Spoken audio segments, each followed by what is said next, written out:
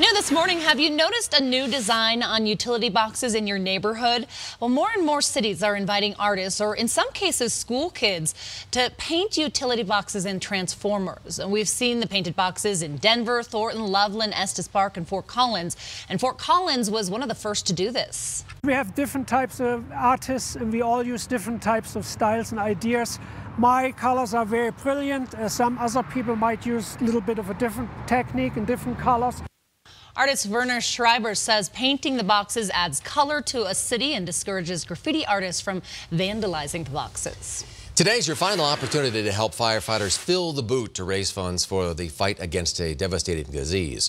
Firefighters are collecting donations for the Muscular Dystrophy Association. You may notice them out at some South Metro's busiest intersections. It's because firefighters say they specifically target those high traffic areas. So firefighters say so far people have been quite generous with their donations. 100% of what we raise here for Fill the Boot stays in Colorado and helps the families that are suffering from muscle disease here in Colorado. Over the weekend, 20 stations in the South Metro Fire District took some time to collect those donations. While many people are taking today off, the staff at Resus Dental are volunteering to help others. The dental office is offering free dental care today from 8 a.m. to noon. You can get one filling, one tooth pulled, a basic tooth cleaning, or an exam and x-rays. You don't need an appointment. It is first come, first serve, but they promise if you're in line by 8 a.m. you will be seen.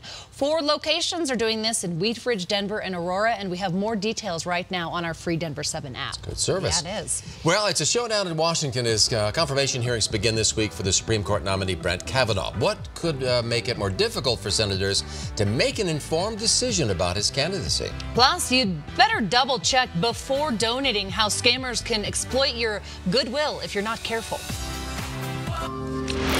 Studies prove the 90s were awesome. It's very nostalgic for me. I love it. Great movies, cassette tapes. Hear for yourself. That's everything.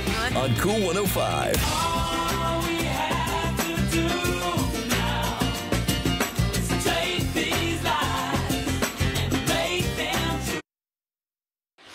It's just about 5:45. Tomorrow, Senate confirmation hearings are scheduled to start for who could be our next Supreme Court justice. Brett Kavanaugh will face questions from lawmakers.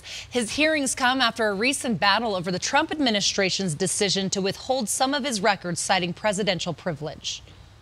He is saying, and the White House saying, the American people have no right to know. So if he's so proud of his conservative credentials, show us the record. Judge Kavanaugh is considered to be more conservative than the justice he could replace. Anthony Kennedy was considered the court's swing vote on many key cases. People around the country said their final goodbyes to Senator John McCain over the weekend. He was laid to rest in a private service in Annapolis, Maryland yesterday. He was buried at the Naval Academy there.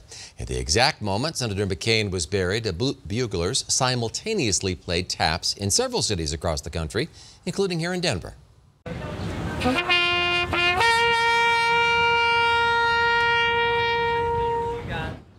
That was Army veteran Ed Schreiber. He played his tribute on Denver's 16th Street Mall yesterday. Well, it's John McCain, so it's not standard. It's much bigger.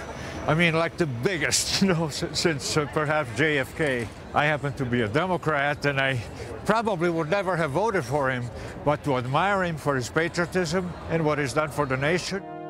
Well, he says him and about 300 other buglers volunteered to pay tribute while Senator McCain was being buried. Happening today, trade talks between the U.S. and Canada are expected to pick back up. This comes after President Trump set a deadline for a new trade agreement last Friday. The two countries are working on a revamped version of the North American Free Trade Agreement. New details this morning on a series of attacks that forced U.S. diplomats to come home from offices in Cuba and in China.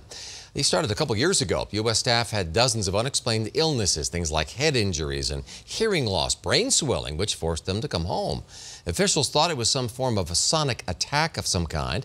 Now scientists suggest these strange symptoms might have been caused by Cold War-era microwave weapons. The State Department says they are still looking into this.